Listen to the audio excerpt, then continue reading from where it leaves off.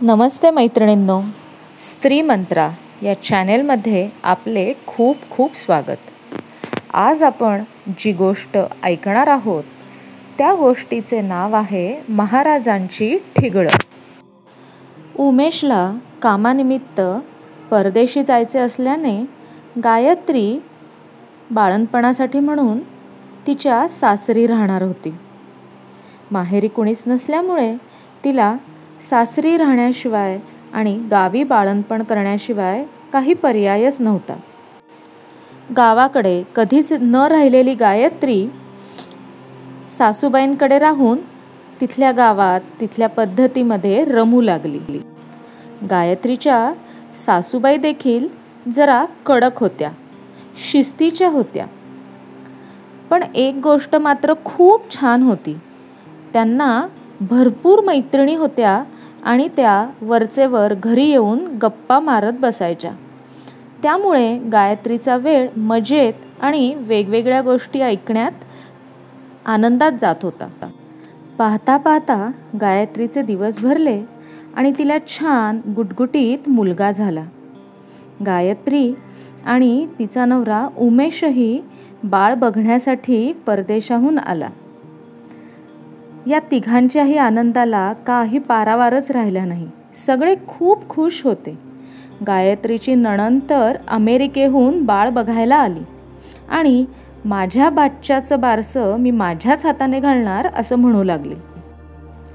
झालं म्हणजे घाईघाईत बाळाचं बारसंही करणं आलंच. गायत्रीच्या सासूच्या मैत्रिणी नेहमीप्रमाणे गप्पा मारायला आल्या. त्यांच्यापुढे बारशाचा विषय निघताच मालतीताई म्हणाली, चला म्हणजे आता आधी बारसं घाला आणि नंतर ठिगळं लावा.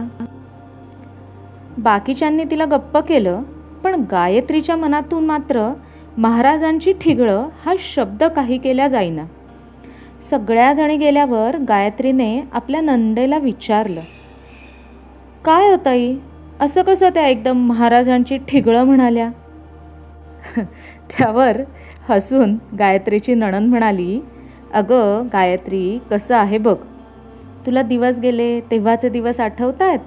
तेव्हा तुम्ही बाळाबद्दल काय काय विचार करायचा? माझा बाळ कृष्ण होईल, राम होईल, शंकर होईल, नाहीतर पुढे शिवाजी होईल, महात्मा गांधी होईल, कोणी म्हणेल मला झाशीची राणी होईल, तर कोणी म्हणेल मला सावित्रीबाई फुले होईल, अगदीच काही नाही तर ॲलॉन मस्क होईल. अशा प्रेरक आणि मोठ्या मोठ्या लोकांची नावं देऊन आपण आपल्या होणाऱ्या बाळाला आशीर्वाद देत असतो, गोष्टी ऐकवत असतो.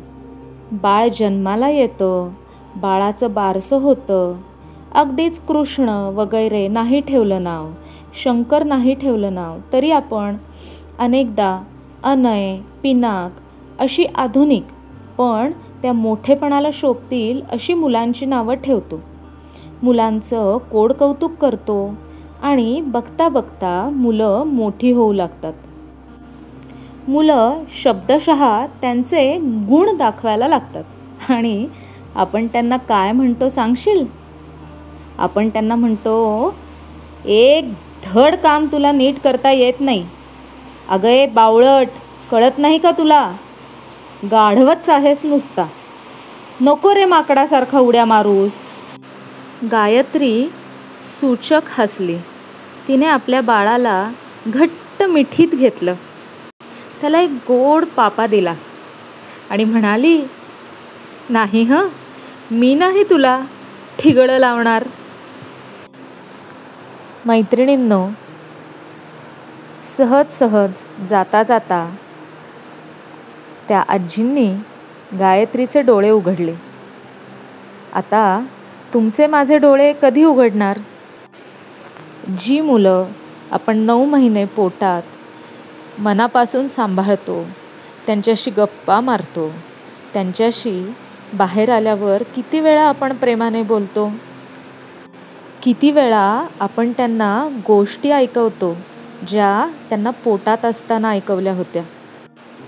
मैत्रिणींनो, स्त्री मंत्रा या चॅनेलला नक्की सबस्क्राईब करा, लाईक करा आणि जास्तीत जास्त आयांपर्यंत ही गोष्ट नक्की पोहोचवा.